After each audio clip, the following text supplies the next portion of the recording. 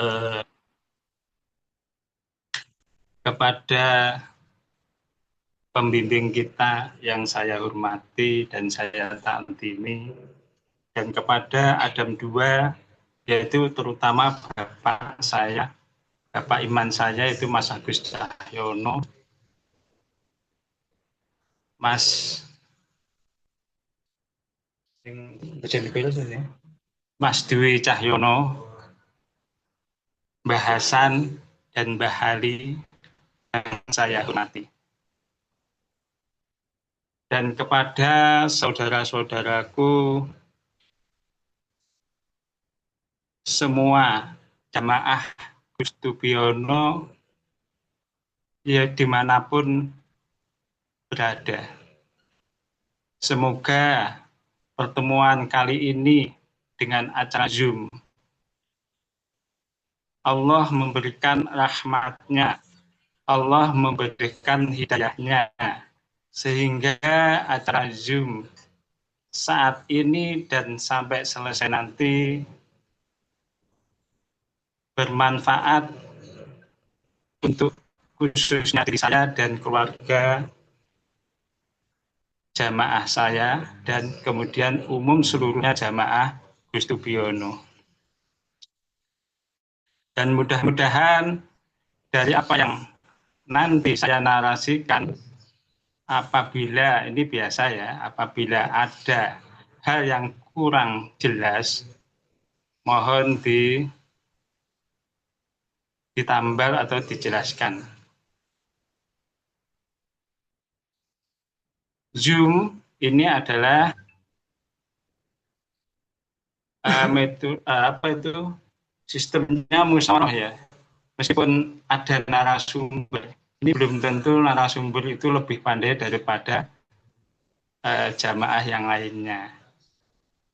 Maka di sini sifatnya adalah diskusi, dan apabila ada yang salah dalam kata-kata saya mohon digunakan, dan apabila ada yang kurang jelas maka ditambal atau ditambahi keterangan, sehingga kita saling mendukung, saling memberi pengetahuan antara jamaah yang satu dengan yang lainnya, sehingga terjadilah tercerahnya pengetahuan sehingga menjadikan kelakuan keimanan itu dengan pengetahuan yang jelas. Zoom kali ini dengan tema berserah diri dan menggantungkan harapan kepada Sang Pencipta. Berserah diri. Berserah diri itu kepada siapa itu harus jelas. Siapa yang kamu pasrahkan pasrahkan atau yang kamu serahkan dalam kepercayaanmu, dalam kehidupanmu, dalam keselamatan hidupmu saat ini sampai ke depan. Berserah diri itu diawali dari kesadaran, pengetahuan roh, sehingga mengetahui asal-usul diri kita dan mengetahui siapa yang mengadakan atau mencipta kita. Itu awalnya adalah mengetahui atau pengetahuan ruh dulu. Setelah itu menetapkan siapa yang kita percaya, yaitu pencipta kita. Dan setelah itu bisa berdekatan dengan siapa yang kita percaya, dengan ikhlas hanya mempercayainya, yaitu pencipta kita. Kemudian menghamba, dan setelah itu memberikan kepercayaan kepada siapa yang kita tetapkan untuk keselamatan kita. Itu proses daripada berserah diri. Kalau orang mengatakan saya sudah berserah diri hanya kepada pencipta saya, tapi tidak jelas dengan siapa yang dipercaya, maka berserah dirinya itu adalah berserah diri yang tidak punya sandaran alias kosong. Tuhannya tidak jelas. Tuhannya mungkin Tuhannya hanya nama. Hanya Allah tapi Allah sebutan. Tapi belum Allah yang zat.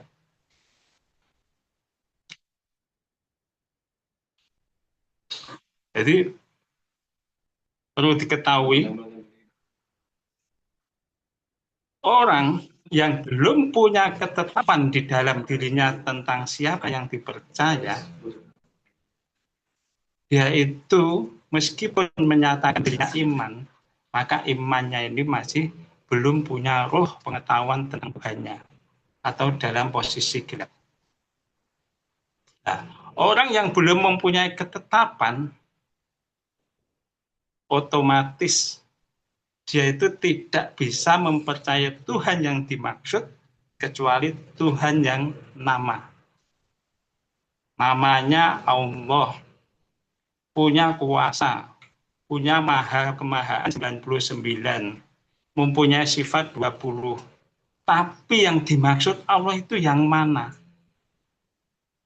Kalau belum tahu maksud daripada yang dimaksud, belum tahu yang dimaksud daripada yang dipercaya itu, maka kepercayaannya itu adalah kepercayaan yang masih kosong.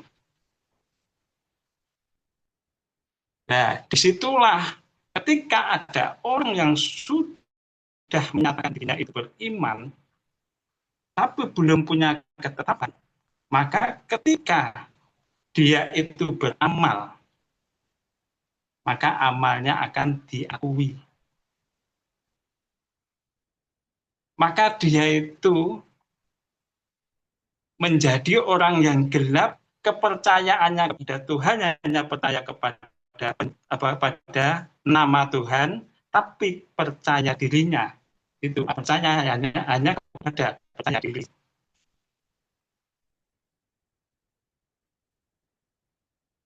Ya, bedanya ke situ.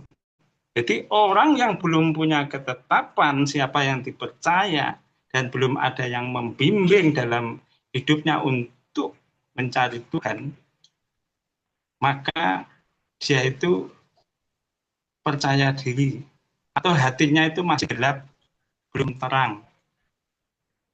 Otomatis dia itu menjadi banyak Tuhan di dalam dirinya.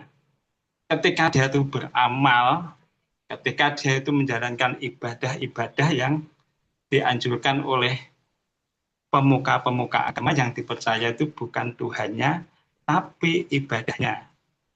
Yang dipercaya adalah amalnya, yang dipercaya adalah waktunya. Ya, itulah menjadi Tuhan-Tuhan yang sangat banyak.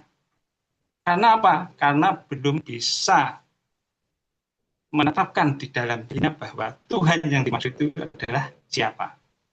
Itu orang yang beriman tapi belum punya ketetapan. Ini mundur dulu ya, ini mundur. Jadi biar tahu jelasannya. Nah, orang yang sudah punya ketetapan yang diawali dari pengetahuan roh, kemudian menerangi roh itu, pengetahuan itu menerangi roh, kemudian roh itu menerangi hati. Nah, pengetahuan itu menuntun mencari jati diri. Man arofa nafsahu fakot arofa robahu. Barang siapa yang mengetahui dirinya, maka dia itu bisa dipastikan mengetahui Tuhannya. Itu awalnya. Jadi mengetahui, rohmu itu mengetahui bahwa dirimu itu ada yang menciptakan. Disitulah namanya nur, penerang. Tahu bahwa diri kita itu dulu nggak ada, kemudian ada. Adanya ada itu ada yang mengadakan. Wujudnya kita, ini ada yang mewujudkan. Nah, siapa itu? Ya, pencipta kita. Ya, setelah itu mengetahui bahwa diri kita itu punya keterbatasan, semua kalau kita itu makhluk yang hanya ciptaan, berarti kita itu tidak bisa apa-apa. Dari mulai nol, dan saat ini kita itu diciptakan dan kemudian dipelihara oleh pencipta kita. Nah, disitulah setelah mengetahui diri, muncullah namanya kesadaran. Sehingga menetapkanlah kita kepada siapa yang kita, pencipta kita itu menjadi Tuhan kita. Nah, itu namanya iman kita itu di dalam kandungan, lahir di dalam kandungan. Masih lahir. Lahir tapi masih anak-anak. Nah, ketika namanya iman masih anak-anak, dia itu belum bisa mencerna dengan pengetahuan. Nah, ketika ada keterangan atau ketika ada diberi hanya sekedar ya diem marak menodok, tapi belum bisa mencerna daripada yang dimaksud keterangan itu tadi. Ya, setelah itu kemudian berlanjut sampai dewasa sehingga bisa mencerna dari pengetahuan itu, sehingga bisalah diajak diskusi atau menalarkan apa yang telah ditetapkan siapa yang dipercaya, sehingga bisa menceritakan proses keimanannya untuk dijelaskan untuk dirinya dan kemudian dijelaskan kepada saudara yang lain. Itu prosesnya.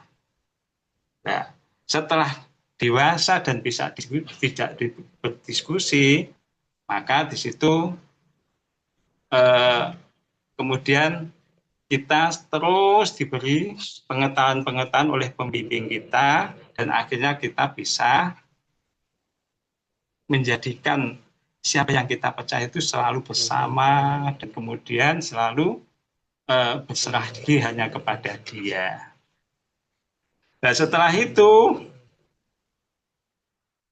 menghambakan diri, karena sudah bisa menalarkan apa yang dulu itu kita tidak tahu, kemudian sampai tahu, menetapkan sampai sekarang. Nah, disitulah namanya menghamba kepada Tuhan. Nah, menghamba kepada Tuhan itu artinya berarti kita itu sudah sadar, sudah punya pengetahuan tentang roh.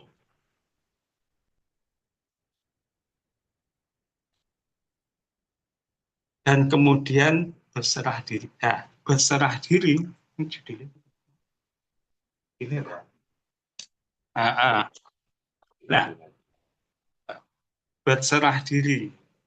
Setelah berserah diri, setelah tahu kita itu bisa bersama dengan Tuhan, bisa berserah diri, maka orang yang sudah berserah diri itu hidupnya itu pasti tenang.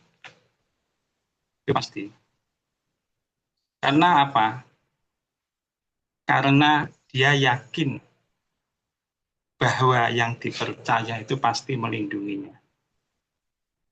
Karena kita yakin bahwa Tuhan itu meliputi dirinya dan akan memberikan takdir-takdir yang terbaik untuk dirinya. Nah, disitulah hati manusia yang sudah punya ketetapan dan sudah dalam posisi berserah diri itu hatinya sudah terang dan menjadi terang karena ada yang disadari. Kalau tadi yang orang belum punya ketetapan bentuk keimanan, dia itu tidak punya ketenangan dalam hidupnya. Dia cenderung dikendalikan hidupnya oleh nafsunya, oleh pikirannya. Tidak punya arah. Nah, kita dengan bimbingan imam kita sangat bisa menjalani hal itu. Karena apa? Karena Tuhan yang sudah kita tetapkan di dalam hati kita itu adalah Tuhan yang muncul dari kesadaran kita, dari pengetahuan roh kita, sehingga tahu dan jalan arah ke depannya siapa yang diharapkan dan siapa yang digantungkan dalam hidup.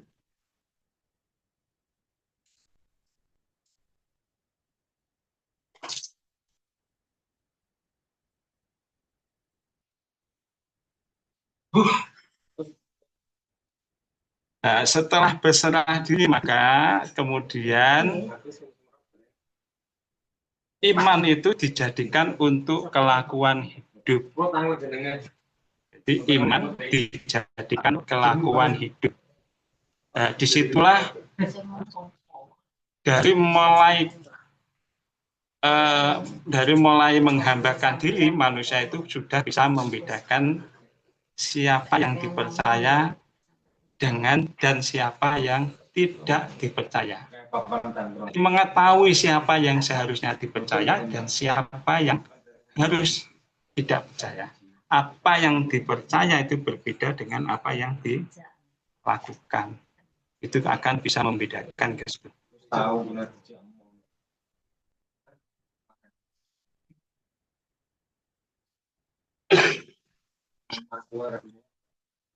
Orang yang sudah berserah diri itu sudah masuk ke wilayah Baitullah, ke Baitullahnya. Orang yang selalu percaya hanya pada penciptanya dalam setiap saatnya. Sehingga apapun yang dilakukannya, apapun yang diamalkannya, sadar bahwa semua itu tersambung dengan kehendak-kehendak penciptanya. Jadi orang yang sudah menetapkan siapa yang dipercaya dan kemudian berserah diri, maka dia itu apapun tindakannya, ini pasti tersambung dengan ketetapan-ketetapan penciptanya. Berbeda dengan orang yang belum punya ketetapan.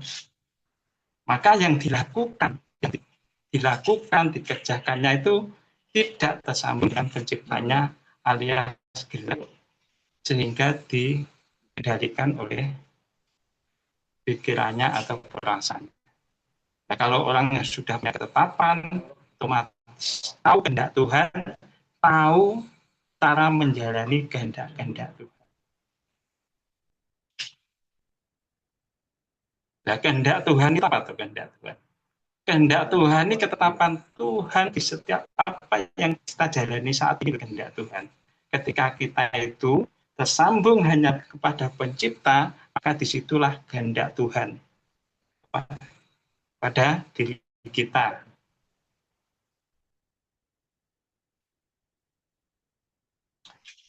Nah, menjalaninya kehendak Tuhan itu bagaimana? Cara menjalani kehendak Tuhan itu adalah ikhlas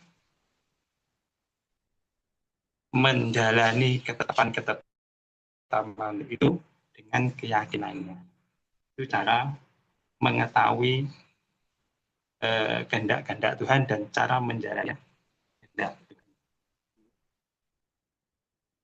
Dan orang yang Baitullah itu harapannya itu pasti hanya kepada penciptanya. Tidak akan pindah pada dirinya. Yakinnya hanya kepada siapa yang dipercaya itu.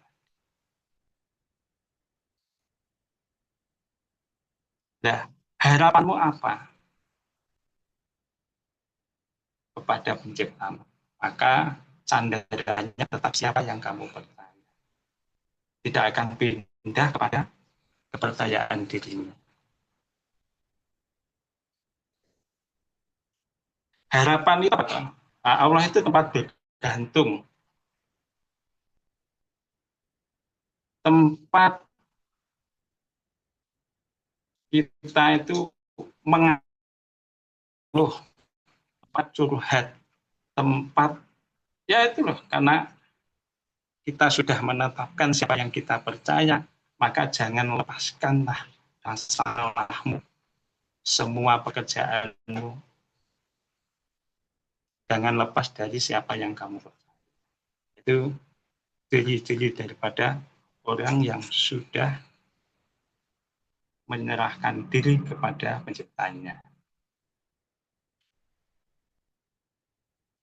Mungkin dari sini kalau ada yang pertanyaan, monggo saudara-saudaraku. Mungkin dari sini ada yang keterangan yang kurang pas atau kurang jelas, bahkan ada yang mau bertanya, monggo, Kak, sambil istirahat dulu.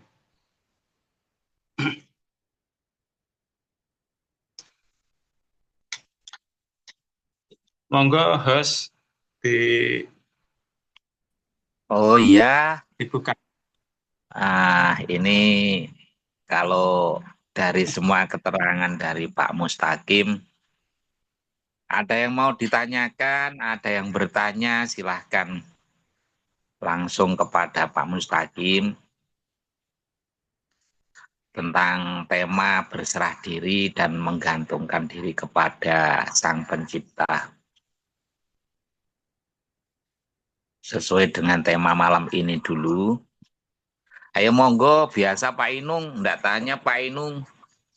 Pak Inung sibuk banget Iya, lagi bikin kopi dulu. Mana lanjut? Iya. Oh, Ayo yang lain kalau yang ada mau yang bertanya. kalau ada yang ingin menambah apa?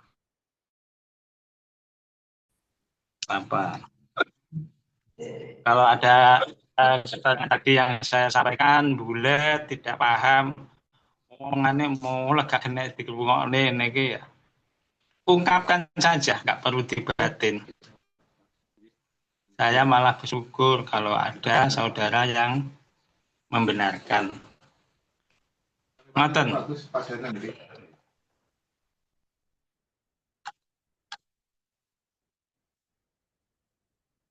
Ayo gimana saudara-saudara?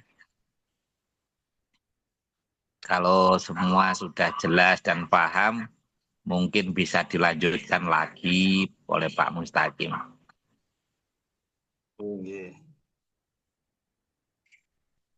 Yo gimana dulur-dulur?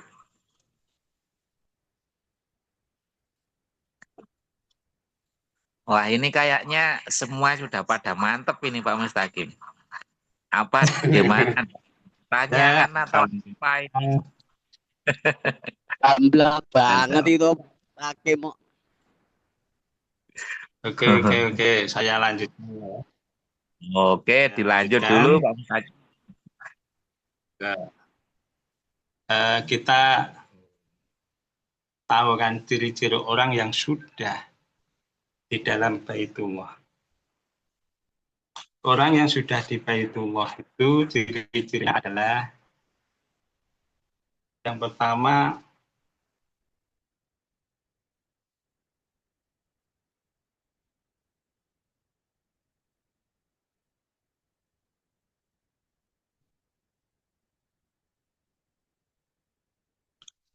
eh, ciri-ciri orang yang sudah di Baitullah itu suci hatinya dan suci perasaan dan suci pikirannya, suci. Yang ada adalah kepercayaan yakinnya kepada siapa yang dipercaya di dalam hatinya. Jiwanya hanya kepada Tuhan saja. Itu itu. Terus kemudian yang kedua, nah di situ ya, orang yang sudah suci hatinya, itu dia itu hanya tidak akan mempercayai dirinya. Dia itu pasti hanya mempercayai penciptanya. Dan itu harus kita rasakan di dalam diri kita ya.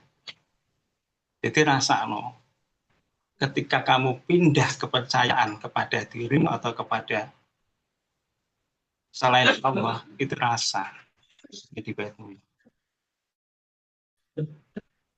Terus orang yang sudah di Baitullah itu tahu kehendak-kehendak Tuhan. Tahu. dan tahu caranya menjalani kehendak Tuhan itu. Dan kemudian dia itu bisa dipercaya oleh penciptanya. Karena apa? Orang yang sudah bisa dipercaya oleh penciptanya itu karena rasa percayanya kepada pencipta ini sudah utuh secara kafah. Hidupnya hanya untuk Allah. Hidupnya hanya untuk berserah diri. Hidupnya tidak ada ganjalan sedikit pun tentang ketetapan daripada pencipta.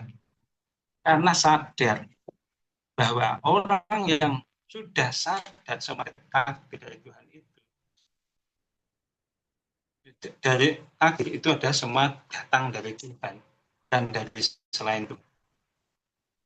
Nah, disitulah namanya keikhlasan, namanya keimanan, namanya berserah diri, itu bisa tumbuh dari kesadaran itu. Karena semua itu pemberian dari pencipta.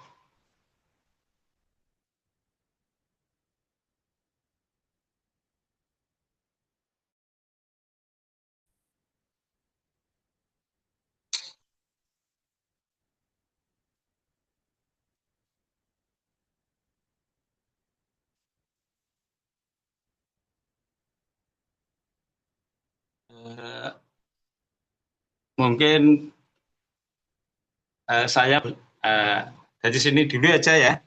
Mungkin nanti sekarang dilanjutkan Mas Agus saja, Bapak saya. Mungkin lebih digambarkan lagi atau ditambahin. Monggo Mas Agus. Siap, Pak Mustaqim, siap. Mantap. Assalamualaikum warahmatullahi wabarakatuh. Waalaikumsalam wabarakatuh. warahmatullahi wabarakatuh.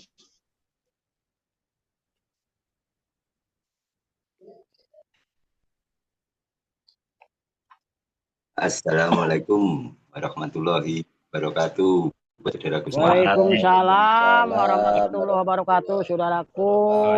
Warahmatullahi wabarakatuh. Suaranya sing ada ciri khasnya suaranya Pak Inung, kurang gampangan apal ya.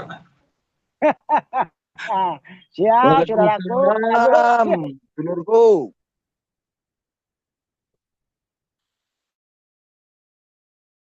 Halo, saudaraku Rayu. Monggo dilanjut, Mas Agus. Oke. Untuk menambahi, sebelumnya salam hormat pada imam kita, Biono, serta saudara-saudara saya, khususnya Mbak San, Mbak Hali, kalian Mas Yon, mungkin semoga diberi keberkahan oleh Sang Maha Kuasa. Dan tidak lupa buat saudaraku semua, dari Sabang sampai Merauke, yang satu jamaah yang tetap iman, tetap mempercayakan hidup dan matinya kepada Tuhan. Semoga diberi keberkahan dan diberi iman sampai mati. Tema hari ini apa tadi? Memberi apa temanya? Berserah diri dan bergantung pada Sang Maha Pencipta. Apa atau yang dimaksud berserah diri dan apa atau bedanya dengan menggantungkan? Fase pertama itu kita pasti menyerahkan, percaya, mempercayakan, bisa dipercaya dan menyerahkan hidup dan mati kita kepada Tuhan kita, itu berserah. Fase berikutnya apa? Setelah kita berserah diri dengan membawa semangat menggantungkan apa saja, nasib kita, keselamatan kita, tapi dengan membawa semangat.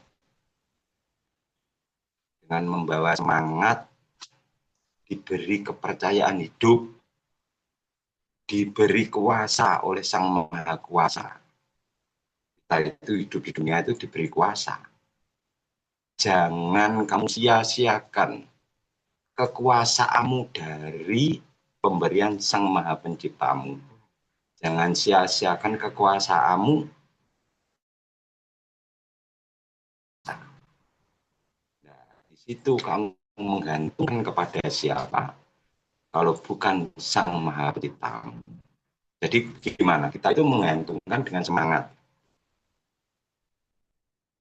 Menggantungkan apa keinginan kita, apa atau harapan kita, hanya Tuhan yang bisa mengabulkan. Hanya Sang Penciptamu lah yang bisa kau gantungi.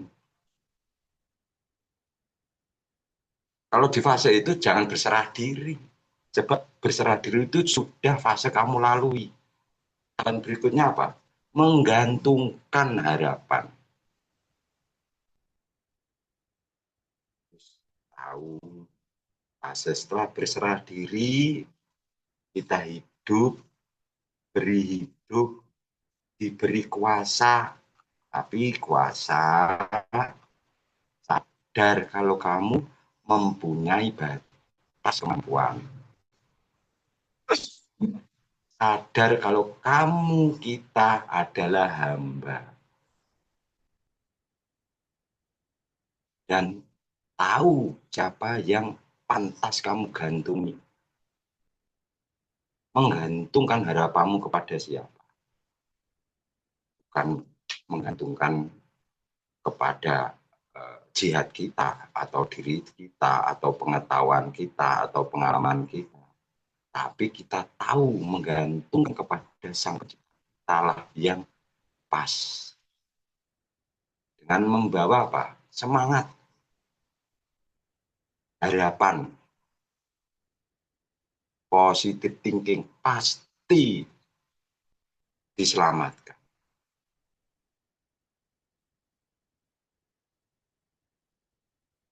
Menanamkan rasa percaya. Menanamkan rasa percaya pada diri kita. Hanya Tuhanmu lah, Tuhankulah yang bisa aku gantungi. Jadi unggul, jadi semangat. Semangat bukan hanya kata-kata, tapi semangat. Orang kadang-kadang bicara aku semua. Berbicara semangat, kadang-kadang dia semangat. Tapi dalam perilaku tidak menunjukkan dia semangat. Kalau dia berperilaku menunjukkan semangat, kadang-kadang dia juga tidak berkata semangat, tapi perilakunya semangat. Itulah yang kita bersama-sama saling menguatkan satu sama lain, saling menguatkan, saling memperingatkan sesama saudara, memberi semangat. Kadang-kadang itu buat saya pribadi ya, iman itu ada fase naik turun. Waktu turun kita punya saudara. Kalau kita tahu saudara kita fasenya kayak mana menurun, ya suatu kewajiban bagi saudara yang lain untuk mengarahkan, untuk memperingatkan, untuk memberi semangat. Sebab apa? Semua hamba Tuhan yang percaya kepada Tuhan, yang sudah mempercayakan hidup dan matinya kepada Tuhan, di situ diberi takdir masing-masing sesuai dengan takdirnya sendiri-sendiri, sesuai sama kemampuannya sendiri-sendiri. Di jamaah ini nggak ada yang pintar,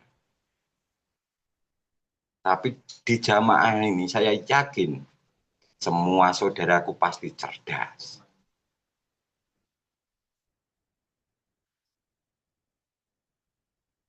saya yakin semua jamaah, semua saudaraku yang menjadi makmumnya, yang diimami oleh Gus Dudu, nggak ada yang pintar, tapi semua cerdas.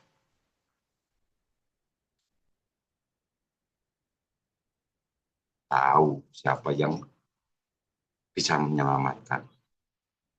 Tahu dia berjalan di tempat gelap, tahu titik yang bisa digantungi.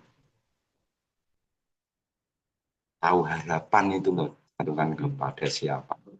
Tahu.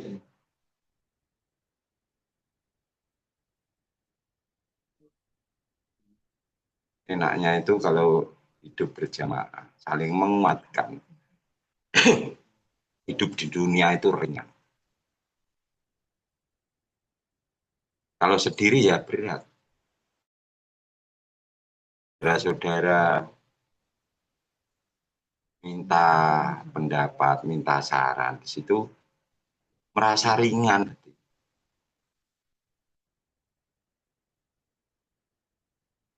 Sebab apa? Fungsinya saudara satu imam, satu tujuan ya gitu, saling menguatkan, menyemangati,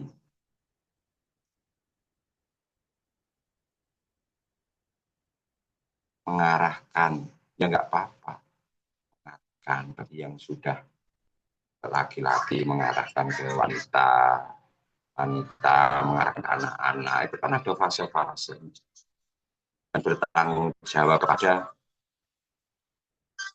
anaknya, bapaknya bertanggung jawab kepada anaknya, dan seterusnya. Itu saudaraku, monggo kalau ada pertanyaan.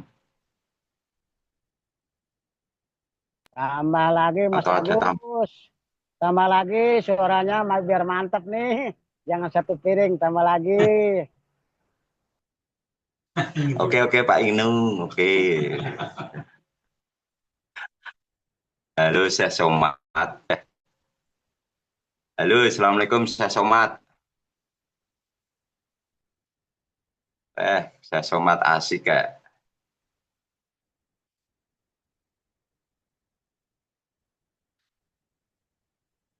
Monggo lur, yang belum ngopi dulu.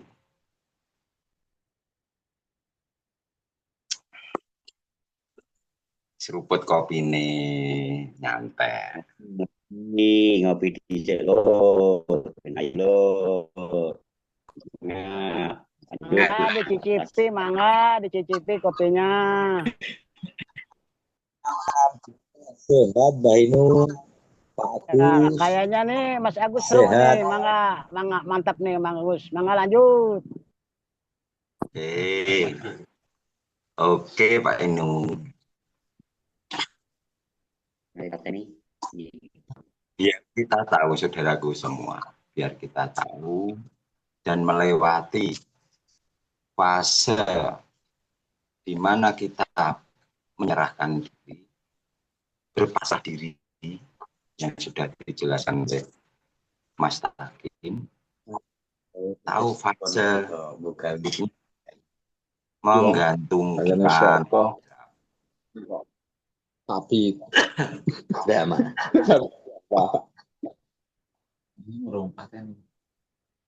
diri itu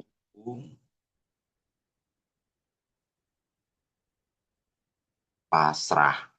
Pasrah sifatnya tidak ada semangat, tapi menggantungkan harapan itu pasti kokoh, sebab dia tahu siapa yang digantungi.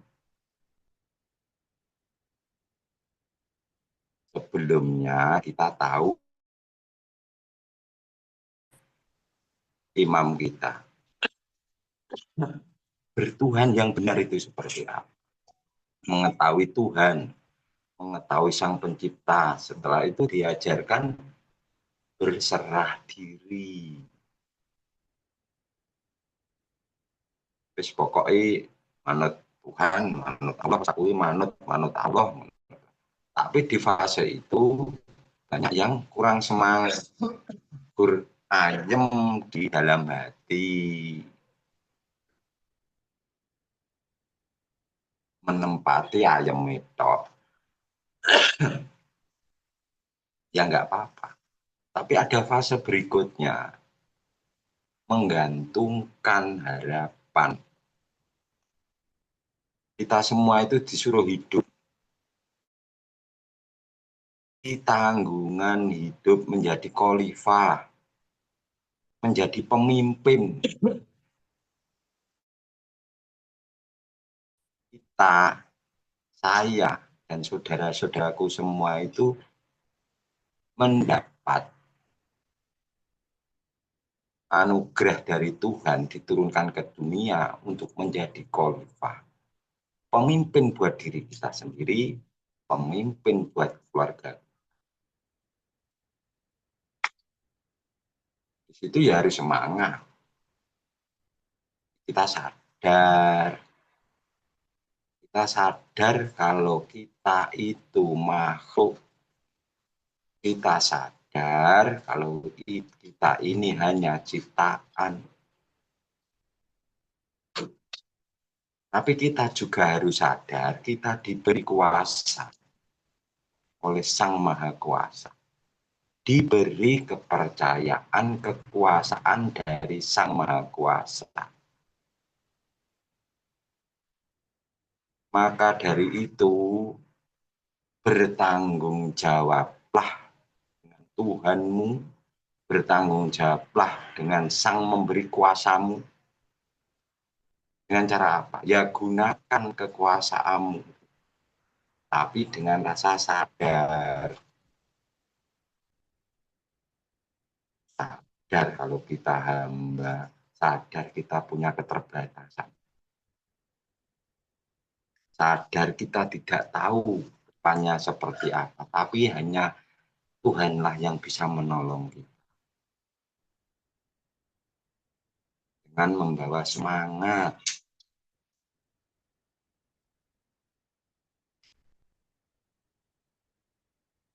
Dengan membawa semangat atau api sucimu.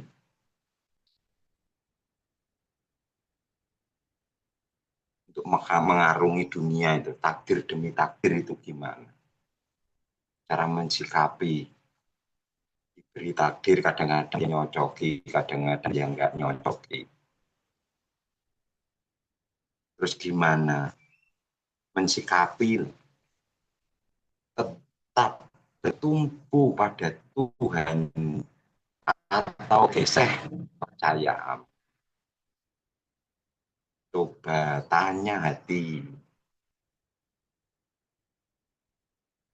Masih mengandalkan pengetahuanmu, masih mengandalkan pengalamanmu, masih mengandalkan kepintaranmu, atau hanya Tuhanmu lah sebagai tumpuan.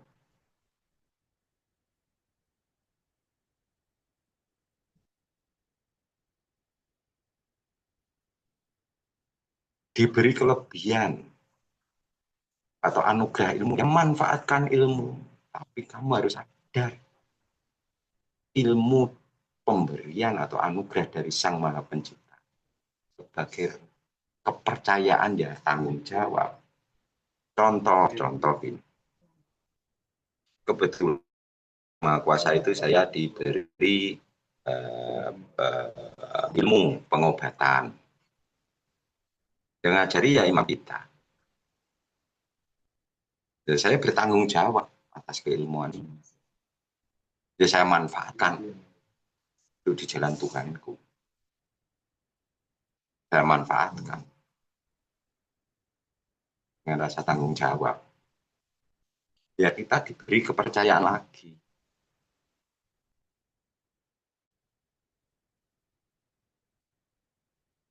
Satu contoh, saya ngobati orang.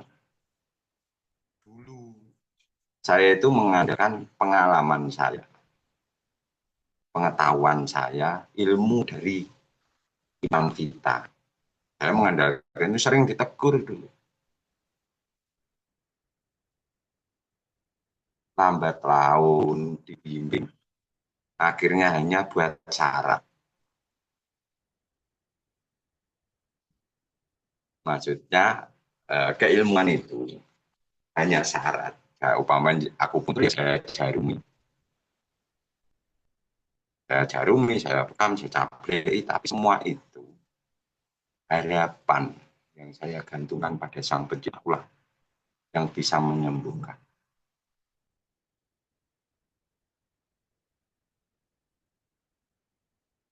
Yang bisa menyelesaikan.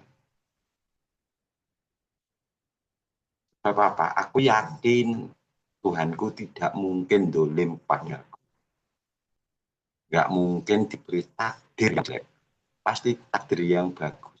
Pasti sembuh. Nggak mungkin buat wirang, kalau orang Jawa nggak mungkin menjadi wirang. Sebab apa? Sudah saya gantungkan kepercayaanku. Saya gantungkan harapanku kepada Tuhan. Ya Alhamdulillah ya banyak yang selesai.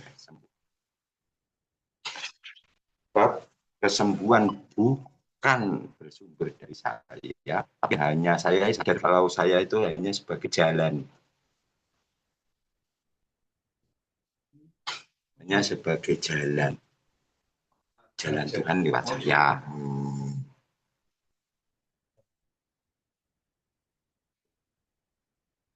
Setelah pengobatan hanya sebagai jalan. Nah, keuntungan ya pasti untung untuk kita. Jadi nedalan ini pasti diberi keuntungan oleh Sang Maha Pencipta.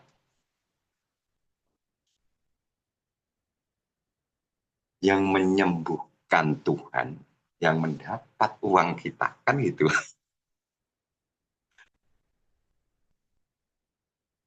Itu contoh aja, saudaraku. Yang mendapat amplop kita, tapi yang menyembuhkan siapa? Ya Sang Maha Pencipta.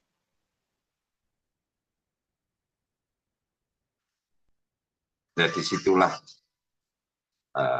perbedaan atau fase-fase saudaraku semua pasti menjalani pasrah, berserah diri pada Tuhan. Setelah itu fase berikutnya menggantungkan harapan kita kepada Sang Pencipta.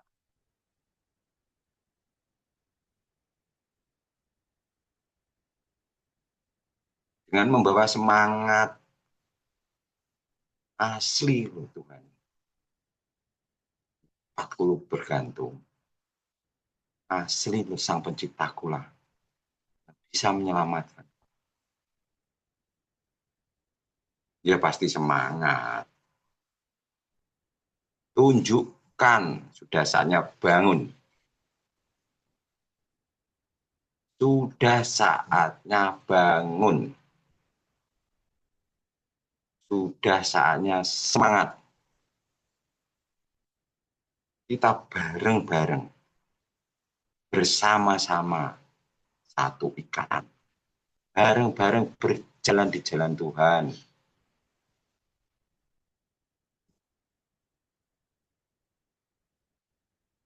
Tidak hanya omong semangat-semangat, tapi reaksi aksinya tidak ada. Sudah saatnya. Kalau api sudah meredup, kalau semangatnya meredup, tanyai dirimu. Kamu bawa kemana hidupmu? Bermanfaat jalan Tuhan atau enggak? Niatmu itu loh ditanyai dulu. Ditanyai lagi. Tanya pada dirimu.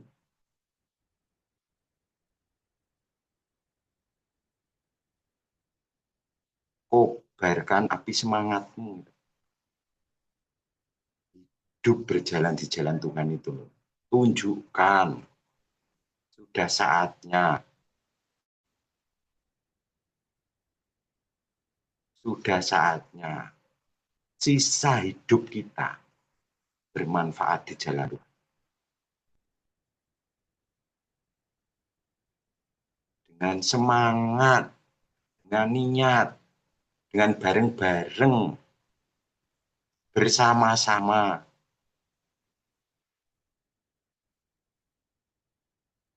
Bersama-sama saling menguatkan.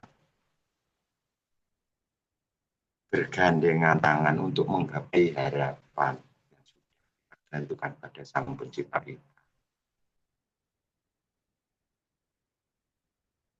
Jadi longgar dadanya kalau berbicara Tuhan itu longgar, menggantungkan harapannya kepada Tuhan ya longgar.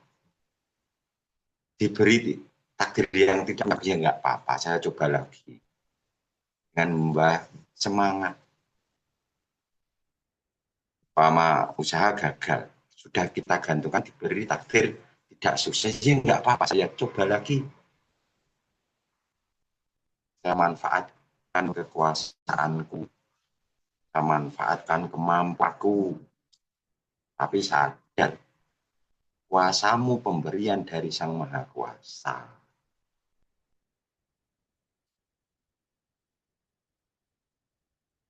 Kalau di dalam hati kemudian jembar, gue semangat hati padang. Maju ke depan itu lo padang.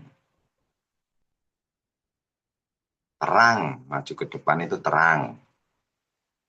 Kalau Padang itu nasi Padang, warung Padang. Kalau orang Jawa Padang tahu. Atau luar Jawa Padang malah warung Padang. Terang. Kita menatap ke depan itu terang. Hati pasti longgar. Bab tahu. Kita menggantungkan kepada siapa? Dulur, monggo Pak Somad, Pak Syekh Somad, Jepara monggo kalau menambahi. Singgo Gus, Pak Mawar, Gus, Pak Agus. Hanya Mas Agus, saudaraku. Monggo. Itu untuk mengobati orang yang kena sakit gula. Apakah harus dibuka dulu, apakah ditutup, apakah dikasih air. Saya juga kemarin ada yang sakit gula udah parah juga. Kalau kata saya, kalau ingin diobati dengan saya atas rahmat Allah, mau enggak dibuka hatinya, ditunjukkan kepada Tuhanmu, biar dekat di situ kepada Sang Penciptamu, kepada Tuhanmu. Siap, siap, siap, siap, katanya kan. Tapi dia nggak mau. Kalau ingin dibuka harus ikhlas. Harus bersihkan dulu, kata saya. Itu hatimu ke Sang Penciptamu. Tapi dia juga enggak. Kebanyakan di sini orang yang kena penyakit gula. Nah, makanya saya menanyakan gimana saudaraku pendapat untuk pengobatannya. Ini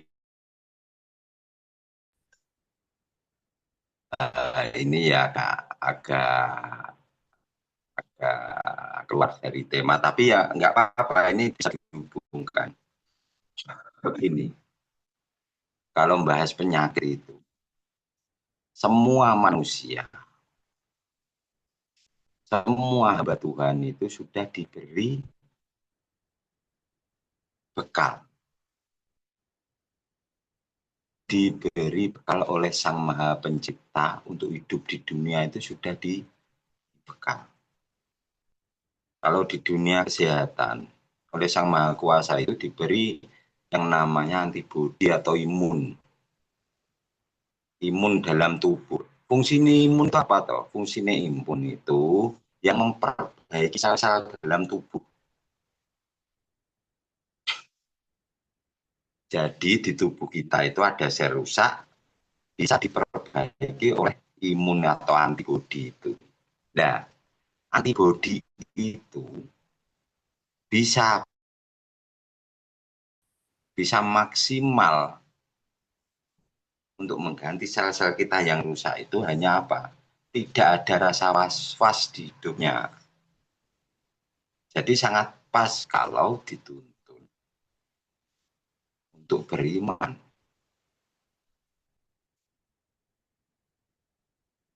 Caranya seperti apa? Ini, selagi dia punya rasa was-was. Was-was itu sumbernya dari mana?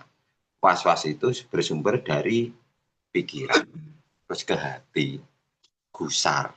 Di situ mempersempit atau imun dalam tubuh kita tidak bisa bekerja, tidak bisa memproduksi imun secara banyak untuk memenuhi kebutuhan tubuh. Kalau si orang itu, contoh kita orang yang beriman, yang sudah percaya pada Tuhan, imun kita pasti bagus. Sebab apa? Sudah tidak ada rasa was-was. Sudah tidak ada rasa was-was. Sudah tahu caranya berserah diri. Sudah semangat mencerahkan diri, sudah semangat. Semangat. Semangat itu sebab apa? Sadar kalau kita itu menggantungkan kepada siapa. Lah disitulah imun dalam tubuh bisa berkembang dengan maksimal.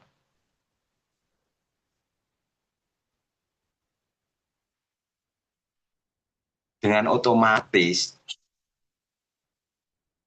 kalau imun dalam tubuh bisa berkembang dengan maksimal, karena sudah tidak ada was-was dalam hati, secara otomatis badan kita juga sehat. Keuntungan orang beriman itu ke badan ya, ke jasad. Kalau orang diberi rasa was-was dan dia tidak cepat sadar, ya penyakit pasti datang. Penyakit pasti datang. Dampaknya itu. Dan wong iman karo wong gak iman. Kalau orang iman itu imun dalam tubuh bisa berkembang dengan maksimal, sehingga apa? Imun bisa mengontrol tubuh kita, sel-sel yang rusak pasti dibenahi oleh imun atau antibodi itu. Itu anugerah dari Sang Maha Pencipta buat hambanya yang berserah diri. Yang diberikan langsung.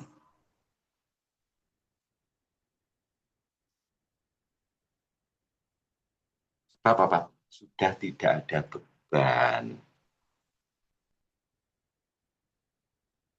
Sudah tidak ada beban dalam hati. Sudah tahu berpasrah diri yang benar.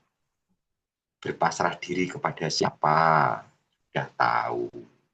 Ya pada rasa was-was yang enggak. Antibodi dalam tubuh kita ya. Makanya ada metode dicablei, itu kan suruh menunduk,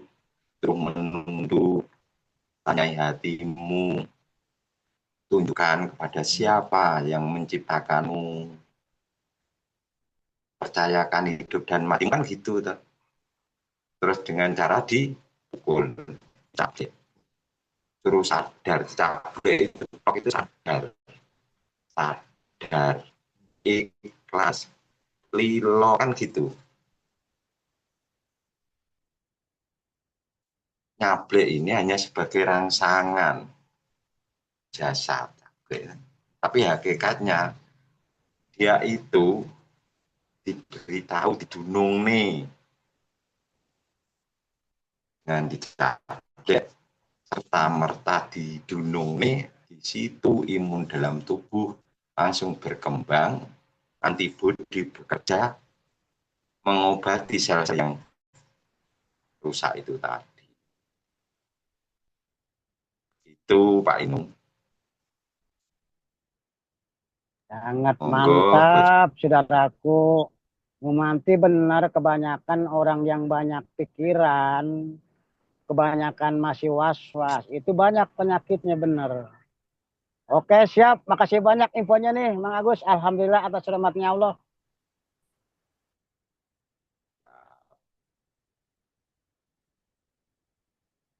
Makanya manfaatkan. Ilmu cablek itu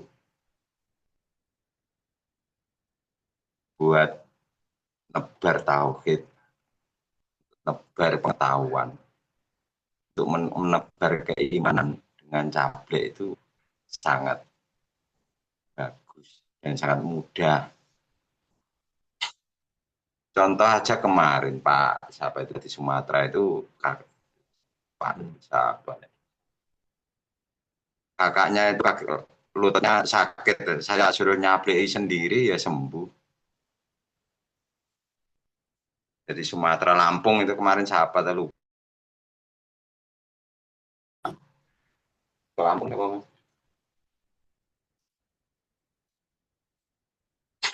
Ikut Zoom enggak ini Pak siapa ya kemarin? Bukan. Sapam apa?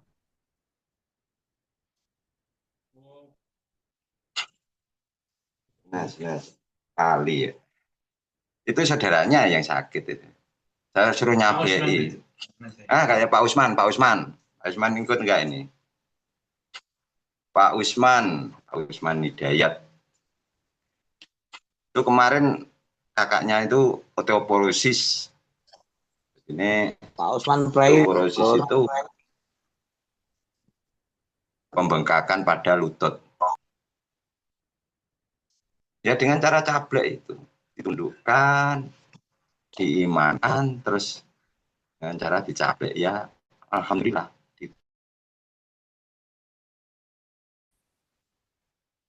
Pulang dari rumah sakit, ke rumah sakit nggak bisa jalan, pulang dari rumah sakit dia juga tidak bisa jalan. Nah, akhirnya sama Pak Usman dicablei langsung bisa jalan. Disitulah rahmat Tuhan kepada hamba-hambanya yang mempercayakan, yang percaya dan mempercayakan diberi anugerah seperti itu. Manfaatkan, gunakan.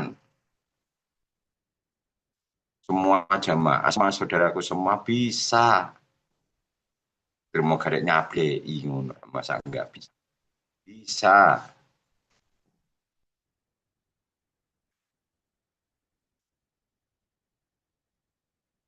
Syaratnya gimana? Caranya ya ditundukkan kepalanya, tunduk, tanya hatinya, kepada siapa dia percaya, kepada siapa dia mempercayakan,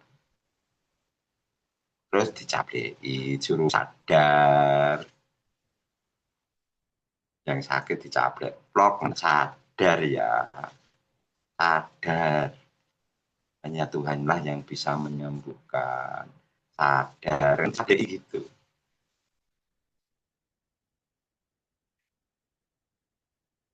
Ya Alhamdulillah dengan cara-cara seperti itu Tuhan atau pencipta kita menaikkan derajat, munggah nih derajat kita semua. Metode kecil-kecil itu. Monggo Kang Tris, Mbak Tris mau nambahi, saya nambahi oleh. Iya termasuk dukun.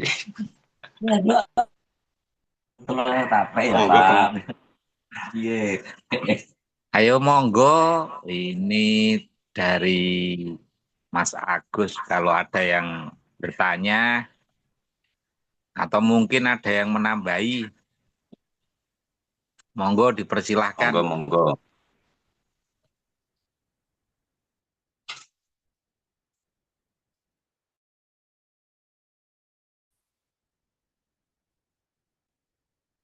Atau Pak Sukino.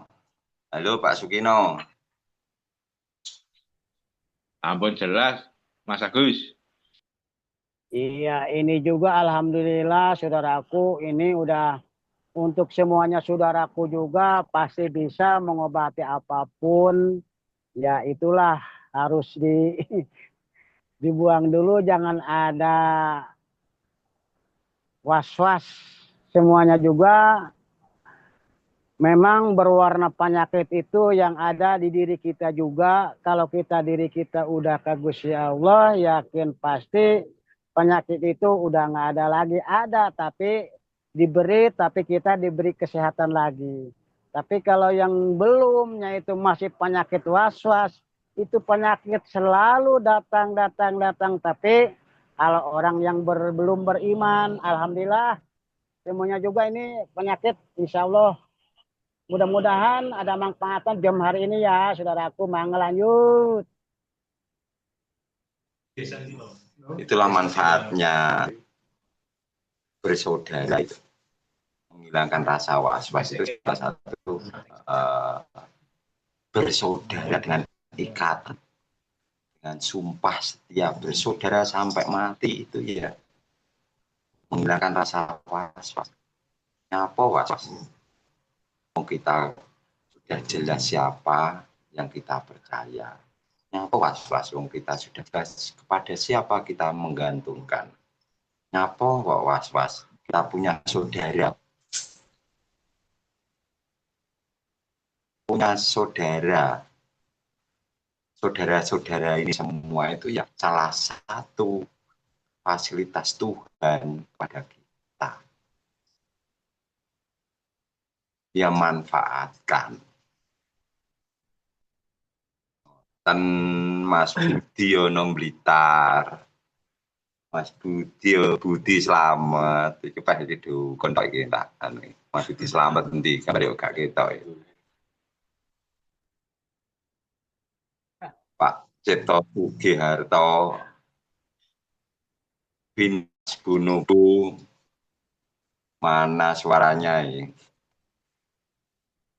Kula mengke badhe sekolah Pak Agus. Nah ngono ketok Pak Cipto.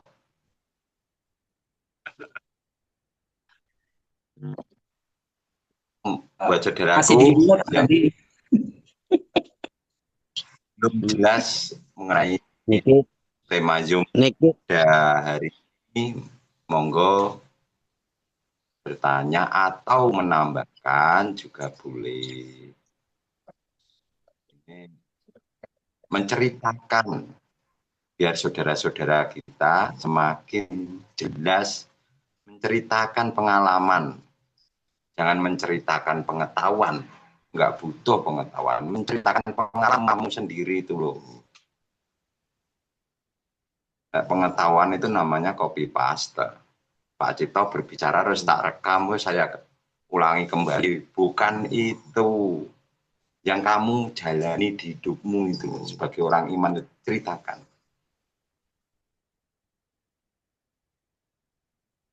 Itu ngoten tahu Pak Cipto Sugiharto.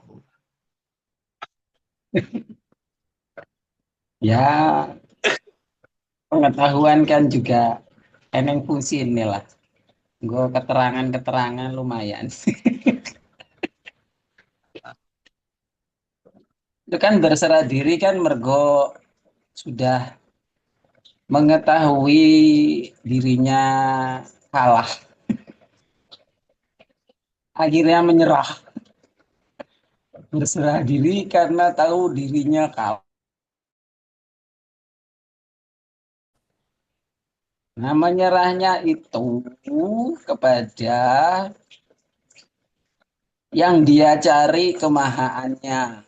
Yang selama ini dia tahu, akhirnya yang dia tahu ternyata tidak kuasa. Pengetahuannya tidak menjadikan dia kuasa. Pikiran dan perasaannya tidak menjadikan dia kuasa. Amal bakti dan sebagainya tidak memberikan kejelasan keselamatan. Akhirnya dia menyerah kalah. Menyerah kalahnya itu kepada kemahakuasaan dari yang menciptakan dirinya. Akhirnya dia bergantung kepada kemahakuasaan yang dia percaya itu. Nah, bergantung kepada yang maha kuasanya itulah akhirnya dia menang. Karena memperoleh daya. Di dekatnya kita, bergantungnya kita, itu menghasilkan daya. Bukan tidak berdaya. Nah, memfungsikan keimanan untuk hidup lantaran pasnya bergantung. Allahu somad. Allah tempat cantelan, tempat bergantung. Jadi kemahakuasaannya itu yang dijadikan kita tempat bergantung. Didahului oleh kekalahan-kekalahan hidup kita waktu itu. Ngopo urip ngene, ngopo urip ngono. Oh.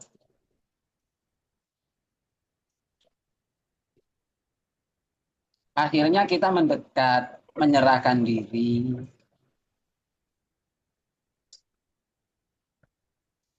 Menyerahkan diri kepada yang memiliki kemahakuasaan. Kemahakuasaannya itulah yang dijadikan tempat kita bergantung, yang pada akhirnya kita memiliki daya kuasa. Orang yang memiliki daya, spirit energi, diberikan oleh yang kita gantungi itu, yang menciptakan kita. Akhirnya potensi-potensi terlihat. Oleh Tuhan diberikan. Nah, semakin diberikan, orang beriman ini menjadi lebih derajatnya di sisi Tuhan karena bertanggung jawab terhadap pemberian. Nah, pemberian itu hasilnya adalah sebuah pertolongan. Jadi amanah tanggung jawab yang dikasih Tuhan itu adalah pertolongan Tuhan itu sendiri. Dikarenakan kita menjadikan beliau tempat itu perjalanan semuanya yang ada. Lam yalid wa lam yulad, kejelasan yang digantungkan kita, yang dipercaya oleh kita itu karena beliau tidak memerlukan gantungan, beliau yang maha kuasa, kita yang tidak berkuasa. Ketika bergantung kita diberikan kuasa, memiliki daya. Dayanya dan kuasanya itu adalah pertolongan darinya. Pertolongan darinya itu berkembang menjadi sebuah keyakinan karena kita tahu jelas yang memberikan dari yang kita gantungkan tadi. Intan surullah yan surkum wa yusabbit aqdamakum. Ya, pakai tulisan-tulisan dikit. Dan keto ngaji. Yan surkum nasrun itu pertolong. Aku akan kasih pertolongan agar semakin kokoh, semakin sabit, semakin kokoh. Nah, merasakan menyadari segala hal itu adalah hasil dari pertolongan Tuhan karena kita tahu dari awal kita kalah. Nggak memiliki kuasa, nggak memiliki daya upaya. Setelah mendekat dan akhirnya bergantung, kemahakuasaannya menjadikan kita memiliki daya. Itulah pertolongan Tuhan kita. Mas Agus dikasih pengetahuan, dikasih tahu cara pengobatan. Dan Tuhannya yang kasih. Nah, tahu itu pertolongan Tuhan, akhirnya semakin yakin. Obatin orang cuma pakai cabai sembuh. Karena Tuhannya berkehendak menolong. Yansurkum wa yusakbit aqdamakum, agar semakin kokoh. Maka hidup orang beriman pasti tertolong karena dia memang maha penolong. Pasnya kita bergantung, tepatnya kita bergantung, Karena kejelasan tempat kita bergantung. Kemahakuasaannya itu melahirkan pertolongan. Nah, kejelasan pertolongan yang dikasih oleh beliau itu kita semakin sakit, makin kokoh kepercayaan kita, keyakinan kita. Nah, itu ngomong-ngomong, ya lanjut lur, ngoten. Oke. Lur. Hilang Ngomong-ngomong, ceritanya ngomong-ngomong mau lanjut itu engko wis dadi hoteling diboyong Pak Agus. Pak mesti Pak Cipto Arabia ngono kuwi ya. Aku sing gak genah lah. Banyak pasien sing duduk wae gur nganggo kursi, duduk eneng kursi, eneng rodane gitu maksudnya Pak. Itu. Pasiennya oke.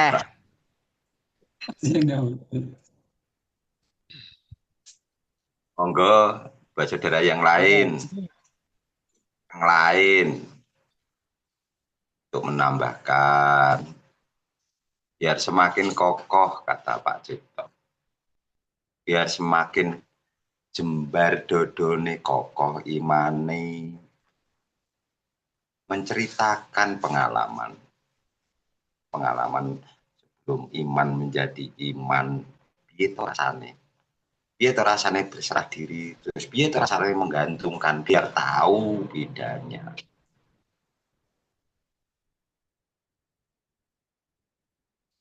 Ojo gur dipendam dirasakne, ya ceritakan kepada saudara yang lain biar manfaat. Kayak Pak Cipto itu kan manfaati buat saudara yang lain. Tentu Mas Bunubu. Halo Ya, Pak Agus. Wah Munjia Yang mau diceritakan itu apa Pak Agus? Ya, no. Mau tanya, yang digantungkan itu apa gitu? Kalau kita berbicara tentang kedekatan dengan Tuhan, kan sudah tidak ada jarak dan aling-aling. Dekat jauh tidak ada jarak, dekat tidak ada aling-aling. Terus yang mau digantungkan itu apa gitu ya? Aku seneng anak saudara yang sudah tahu jawabannya harus bertanya, itu sangat senang. Ya tuh Mas Cipto. Gocei itu. Takone ngene, nek takon ngono, takone ngene, Mbak Muja si urip ora? Digantungi uripe ngoten. Nah itu dijawab sama Pak Cipto. Yang digantungi uripe.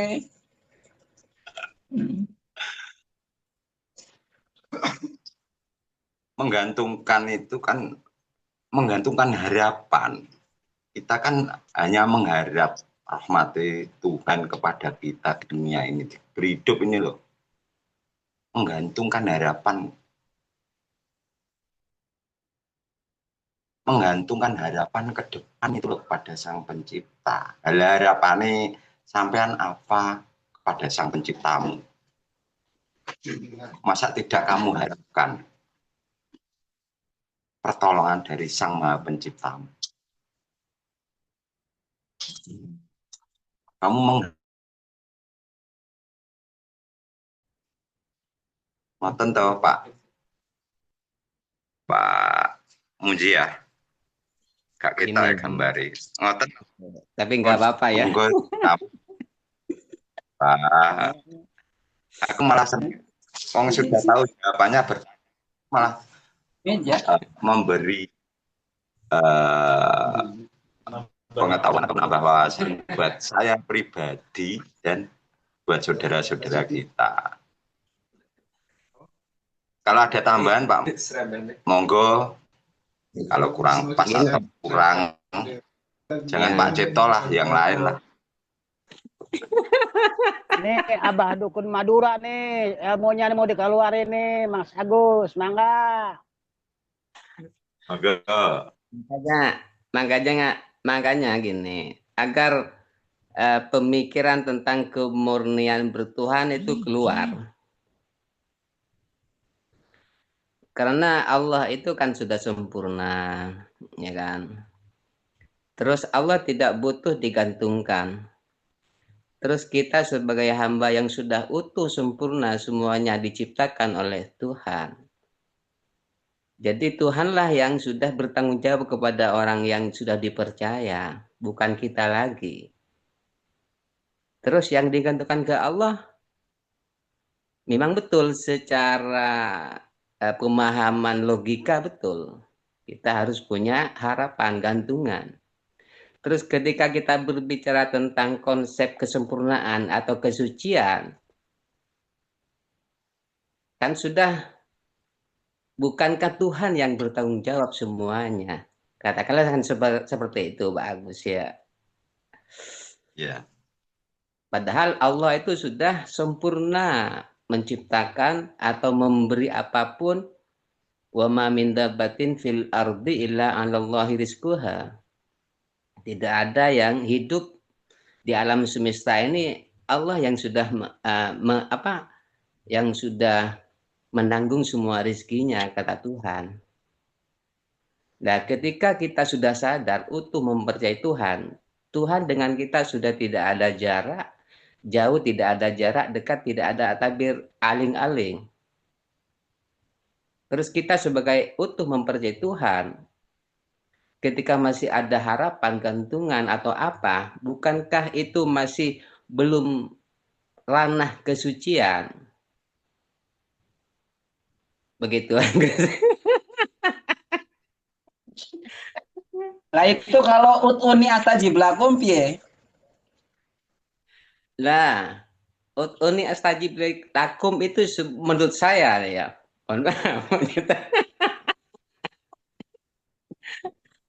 Menurut saya itu ungkapan agar dipahami oleh manusia bagi orang yang masih belum utuh imannya. Secara pengungkapan itu benar.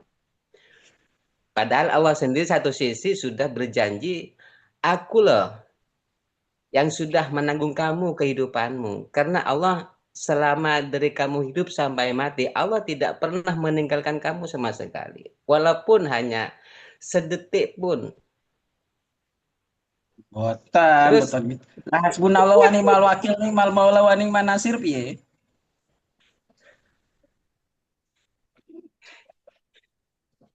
Memang seperti itu, Pak Cep. Pak Cep memang seperti itu. Secara logika, akal manusia memang seperti itu penyampaiannya.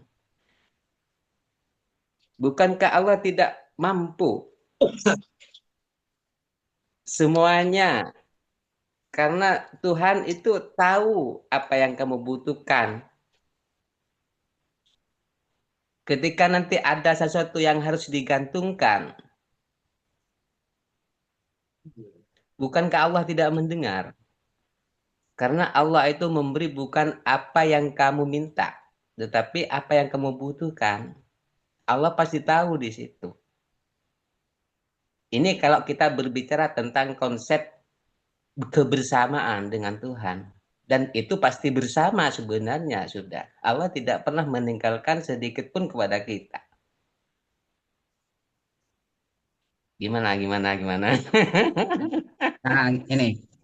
Jadi meskipun dalam konsep ketuhanan seperti itu, nah, si manusia ini meskipun tanpa meminta, dia memiliki sebuah keinginan, dia memiliki sebuah pikiran dan perasaan yang kesemuaannya itu tidak bisa dikuasai oleh manusia itu. Sehingga meskipun dia tahu tentang keberadaan Tuhan yang seperti itu, maka dia akan memposisikan dirinya bergantung kepada Tuhan. Jadi rasa kita yang tahu tentang Tuhan yang Maha Tahu, itu pun tidak akan mampu menghalangi pikiran dan perasaan kita yang semasa sekarang kita ini hidup. Sepanjang manusia itu hidup, Maka sepanjang itu pula manusia memiliki alam pikiran dan perasaan. Maka secara otomatis kesadaran tentang kebersamaan Tuhan itu pun tidak akan mampu memberhentikan pikiran dan perasaan kita. Maka muncullah sebuah pengetahuan hasbunallah wa ni'mal wakil, nikmal maula wa nikman nasir, sekaligus juga ut'uni astajib lakum. Ini bukan kita menjaga Tuhan, tapi kita dijaga oleh Tuhan. Karena seberapapun kesolehan dan ketakwaan kita, maka ukuran terhadap pengetahuan konsep Tuhan yang seperti itu tidak akan memberhentikan pikiran dan perasaan kita. Itulah bedanya kita dengan Sang Pencipta. Ukurannya seperti itu. Memang secara kesadaran kita memahami Allah Maha Tahu, Allah Maha Segalanya. Itu pasti. Tetapi keinginan dan pikiran ataupun perasaan kita akan terus bergulir sepanjang kita hidup. Nah, mempersamai antara kesadaran, pikiran, dan perasaan semacam itu yang dimiliki orang beriman karena bergantung sama Tuhannya. Agar pikiran dan perasaannya itu selamat. Kan gitu. Kalau ada ayat yang innallaha la yughayyiru ma biqaumin hatta yughayyiru ma bi anfusihim. Allah ini nggak akan merubah keadaan suatu kaum sebelum kaum itu sendiri yang merubah. Itu kan paradok. Oh, seolah-olah Allah kalah sama perubahan yang harus kita rubah, nanti Allah ngikuti perubahan kita. Kan aslinya nggak begitu maknanya. Hakikatnya adalah kita dijaga Tuhan, bukan menjaga Tuhan. Sehingga perubahan yang ada memang lantaran ketentuan dan ketetapan Tuhan.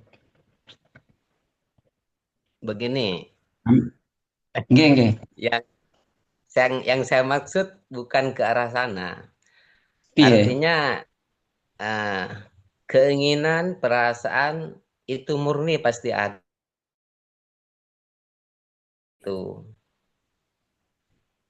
Jadi kemurnian kita bertuhan agar tidak bersih suci dari rasa-rasa yang muncul daripada bukan yang dari Tuhan. Maka kepastian kita punya keinginan itu pasti Allah pasti memberi di situ. Lapar saja kita kan tahu bahwa kita lapar. Lah pasti di situ. Artinya manusia itu pasti punya rasa, punya pikiran, dan itu sudah pasti. Dan pasti dan rasa itu pasti akan menggulir dengan sendirinya. Sehingga kemurnian di dalam keinginan diri dan keinginan yang di luar diri akan semakin jelas. Menurut saya seperti itu arahnya.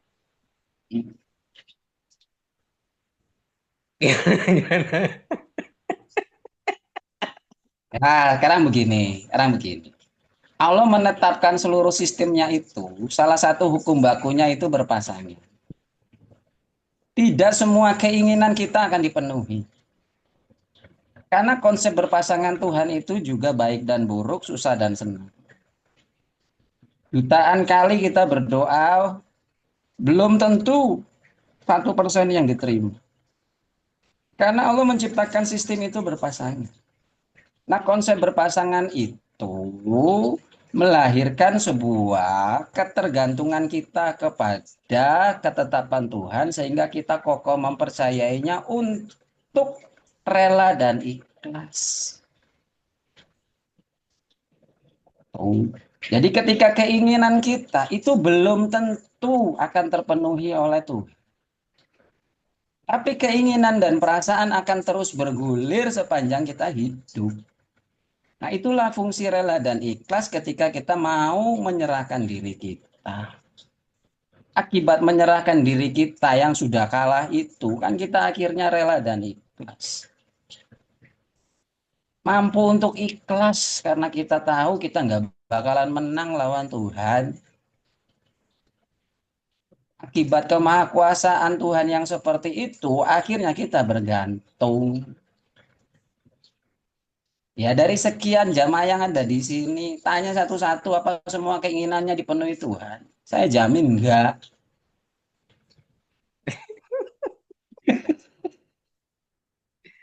Tapi apa mereka nggak ikhlas? Saya jamin ikhlas.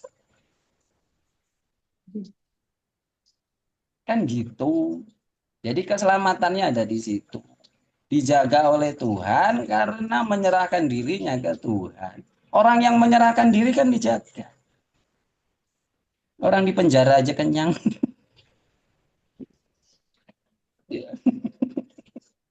Oh, yang digantung itu kopinya. Ji, Iya, nggak Iya. apa-apa. Tapi kalau Karena Piye, gini. saya paham arahnya. Untuk memperkokoh kemurnian, Mbak Mujia kan mengarahkan lurusnya, ojo ragu-ragu terhadap Tuhannya. Cuman juga perlu diperluas dalam bentuk sistematika Tuhan. Agar di kalangan kita nggak gampang kecewa terhadap ketetapan Tuhan yang belum terkabul. Nah, Karena menangnya kita di posisi rela dan ikhlas. Bukan diberikannya sebuah keinginan. Wa ma umiru ila liyabudullaha mukhlisin. Allah senangnya di situ.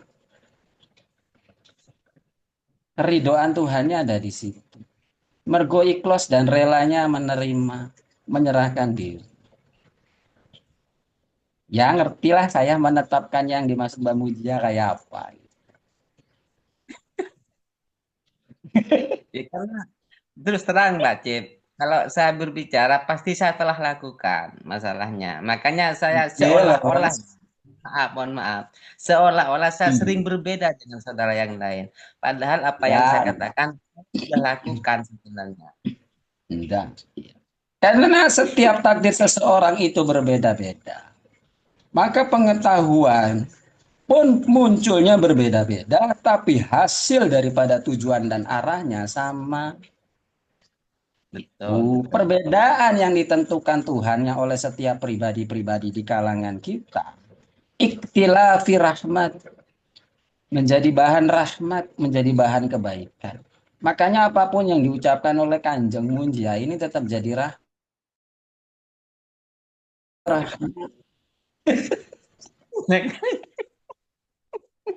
Aman Sulaiman. Asik lur, asik. Jadi gitu loh Bang. Aman. Siap. Ya, Jadi saudara kita upama iman itu semoga ditakdir terus pasang, ibarat laut itu pasang terus itu. Terus nggak ada. Semoga sama Tuhan diberi posisi pasang terus. Nggak pasang. Kelebihan rahmat Allah itu diberikan kepada siapa saja. Kan gitu toh Pak Cipto. Perbedaan itu rahmat, wal firqatun azab. Berpecah itu loh yang melahirkan murka Tuhan. Jadi di kita ini sering berbeda lah biar mendapatkan rahmat. Nanti dikasih tambahan nama Kanjeng Pangeran.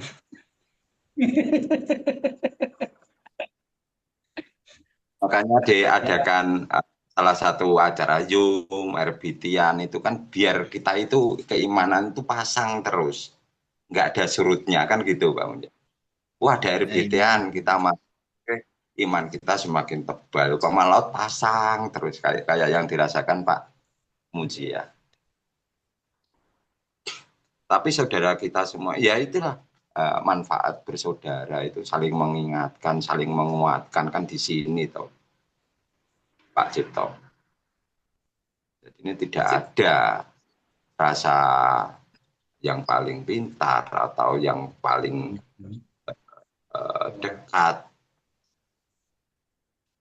Ya nggak ada. Kita sama-sama belajar menapai takdir dari Sang Maha Pencipta. Menerima apa toh?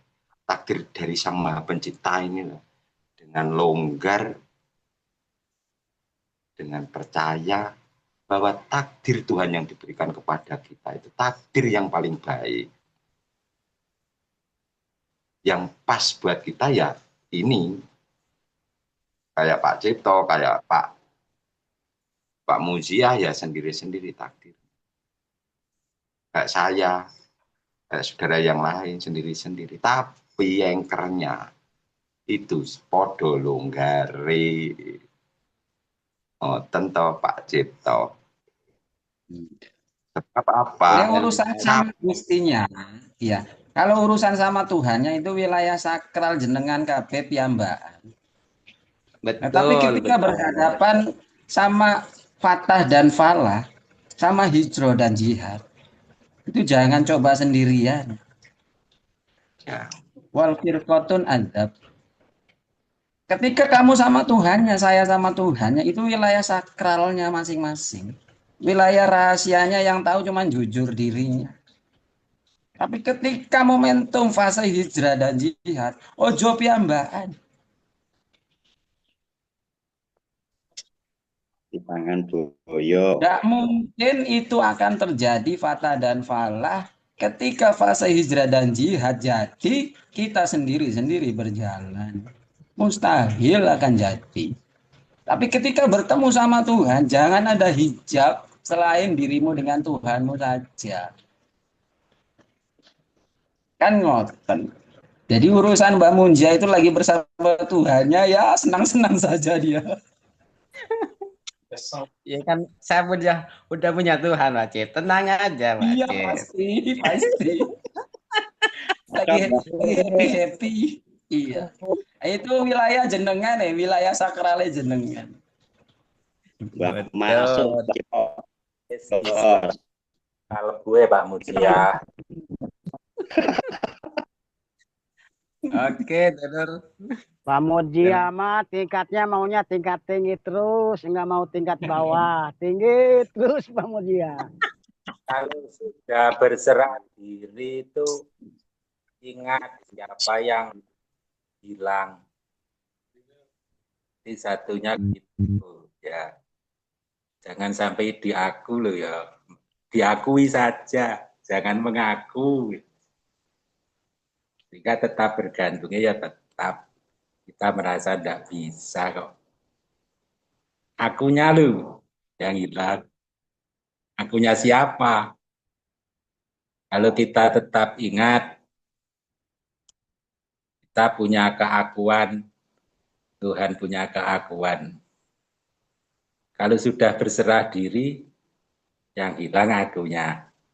Siapa? Wis disimpen ning jero.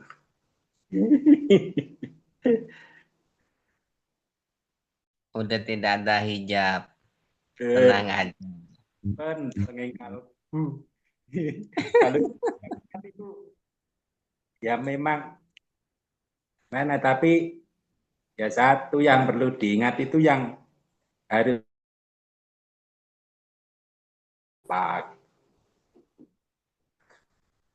yang harus diakui hanya Sang Pencipta. Ya. Kalau saya gitu Pak Buja, tapi disimpan dari jero. Oh iya. Udah tidak ngefek udah. Udah punya Tuhan. Tuhan udah sempurna, udah sempurna. Jadi semua apapun salah benar atau apapun sudah tidak ngefek. Ketika sudah tidak ngefek kan sudah Tuhan yang satu. Kita sudah punya Tuhan. Nah, ya pasti enak. Kalau masih ngefek, nah kita sendiri yang tahu. Udah nggak ngefek. Tenang aja, udah punya Tuhan semua kok. Bisa ini dihubungi nomor rekening nih Pak Muji kayaknya ini. Pak.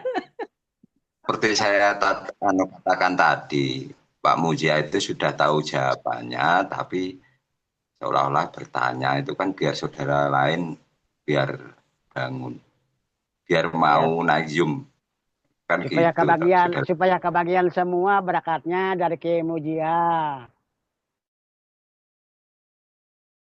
Itu Oh, jadi tamu terus ya. Jadi haji udah jadi amil lagi, udah jadi kiai lagi. Mantap diberkati oleh Allah.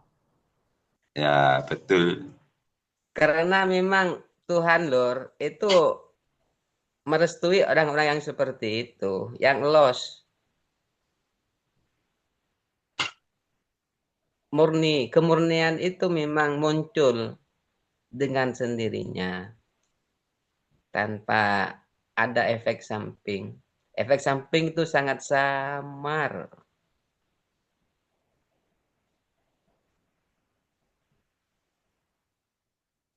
Yang disebut hijab.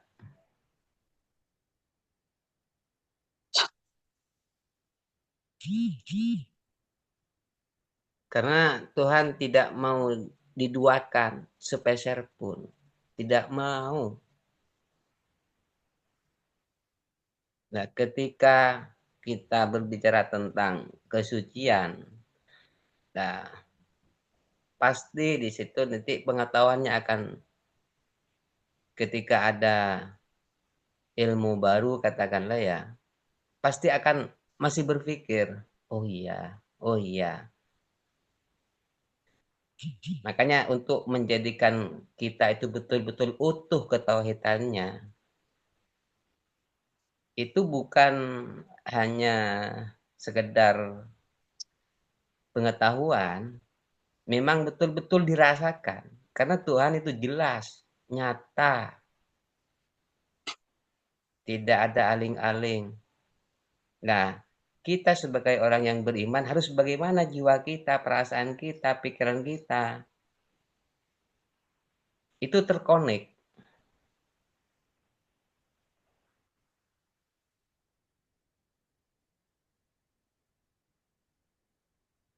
Dan di situ pasti Tuhan, hukum Tuhan itu hukum pasti sudah. Semuanya, termasuk kehidupan kita semuanya, pasti. Karena bagi orang yang beriman utuh itu, sudah apa ya, pokoknya sudah tidak ada apa-apa lagi, kecuali hanya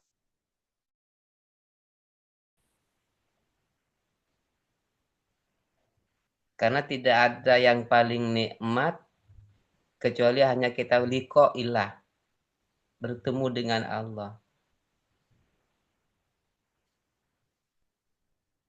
Bertemu itu bagaimana? Nyatanya itu kita sudah hidup itu sudah bertemu. Bertemu, ya pasti merasakan. Ini bahasa dalam sebenarnya, bukan bahasa luar.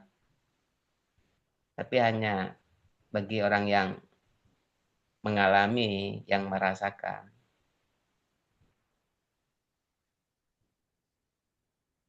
Karena sudah tidak ada lagi pertanyaan-pertanyaan. Sudah sempurna Tuhan. Kesempurnaan Tuhan itu akan diterima sempurna atau masih setengah-setengah, tergantung jiwa kita masing-masing.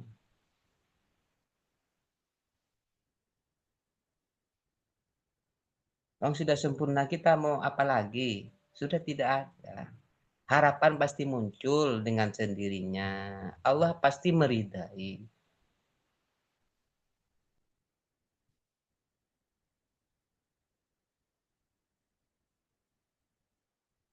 Berjuang ya pasti.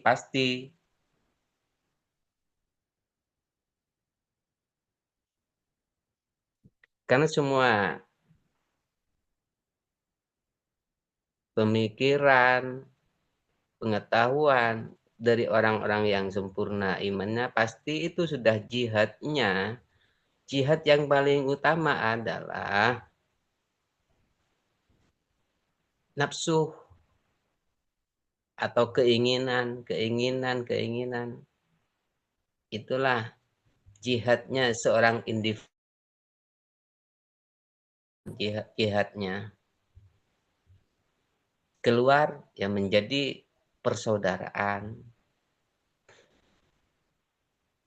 Sebagai khalifah, tanggung jawab apa? Kita bersama-sama menyelamatkan orang yang masih belum selamat. Dengan cara apa? Dengan pengetahuan.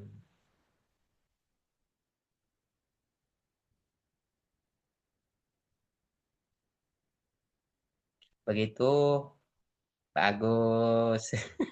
Iya, Pak Kiai, Amil, Haji, terima kasih infonya, perdalamannya. Ya alhamdulillah lah.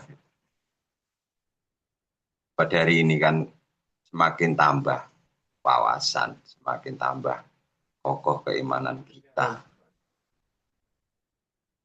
Dengan apa yang dijalani setiap saudara kita. Pengalaman atau apa yang dirasakan. Mempercayai dan mempercayakan itu kan betul yang dikatakan Pak Cipto, itu kan hubungan kita kepada Tuhan kita, hanya kita yang tahu. Dan di situ tidak ada hijab.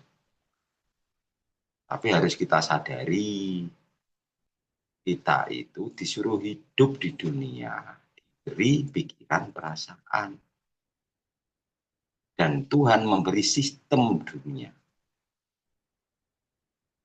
Dan kita disuruh hidup menjadi khalifah.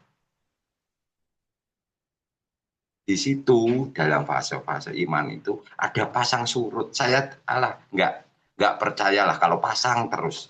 Ibarat laut itu eling terus. Oh, kita itu diberi nafsu, diberi pikiran, diberi perasaan, diberi takdir. Apa bisa ingat terus? Allah enggak. Yaitu manfaat bersaudara itu kan di situ saling mengingatkan. Ada imam yang memimpin, yang membimbing, hidup di dunia bersama-sama. Kalau hubungan kita dengan kita kan suruh hidup di dunia.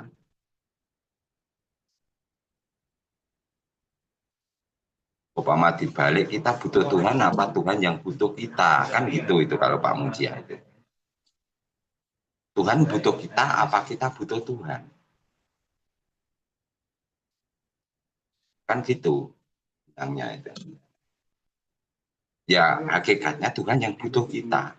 Kok iso gitu? Ya, kita diciptakan hidup itu tidak bisa memilih. Jadi kan yang memilihkan Tuhan. Yang butuh kita dihidupkan kan Tuhan. Benar, itu hakikatnya kayak Pak Mujia itu benar. Tapi kita harus sadar, kita suruh hidup menjadi khalifah, diberi pikiran, diberi perasaan, diberi takdir. Dalam menjalani takdir setiap saat itu loh, siapa yang kamu harapkan yang bisa menolongmu dalam kehidupan sehari-hari. Apa yakin, pasti selain Tuhan yang bisa menyelamatkan? Tidak ada, hanya Tuhanlah bisa menyelamatkan. Oh, besok itu happy endingnya seperti apa kita tidak tahu ya.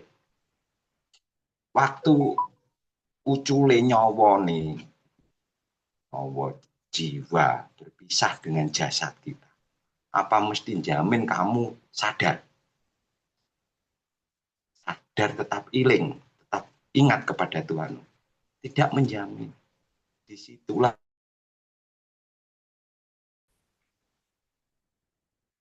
semoga diberi takdir tetap iman kepadanya, memohon, menaruh harapan waktu di akhir hayat kita itu loh, hanya Tuhanlah yang bisa menolong. Itu saudaraku semua. Ya, semoga pada pertemuan Zoom kali ini semakin kokoh iman kita, semakin sadar, semakin tahu siapa harapan kita yang bisa menolong. Itu saudaraku semua. Malam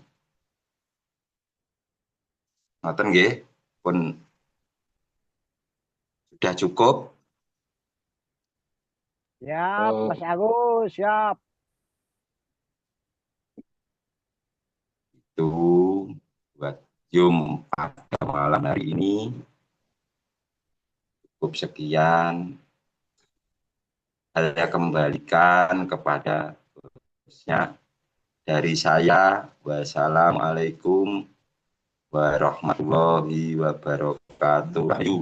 Waalaikumsalam warahmatullahi wabarakatuh, saudaraku. Alhamdulillah, terima kasih kepada saudaraku Pak Mustaqim, Mas Agus, Pak Cipto, Abah Munjiah, yang semuanya telah memberikan narasi pengetahuan, yang semuanya telah diberikan kesempurnaan dari Tuhannya masing-masing, sehingga menjadikan sebuah pengetahuan yang bisa menambah pengetahuan kita untuk selalu lebih dekat kepada Tuhan kita masing-masing, lebih bisa mempercayai kepada Tuhan kita masing-masing, sehingga iman kita semakin menambah besar, dada kita semakin longgar, semakin kita semakin besar, sehingga persaudaraan kita semakin erat. Kita pupuk hanya karena dipersaudarakan oleh Tuhan kita lewat imam kita. Semoga Zoom malam ini menjadikan tambah berkah, menjadikan tambah iman kita kepada Tuhan kita masing-masing. Dalam memimpin acara atau sebagai host malam ini, apabila ada kekurangan, kekhilafan dari arah manapun, ucapan, tingkah laku, dan lain sebagainya, saya mohon maaf yang sebesar-besarnya kepada semua saudara pada malam ini. Dan mari kita tutup pertemuan pada malam ini dengan bacaan Alhamdulillahirabbil alamin. Alhamdulillahirabbil alamin. Siap, saudaraku beristirahat. Saya cukupkan sekian. Terima kasih atas segala perhatiannya. Usikum wa nafsi bitaqwallah. Wassalamualaikum warahmatullahi wabarakatuh. Waalaikumsalam warahmatullahi wabarakatuh. Rayu. Dibungkus, dibungkus, dibungkus, dibungkus, berangkat.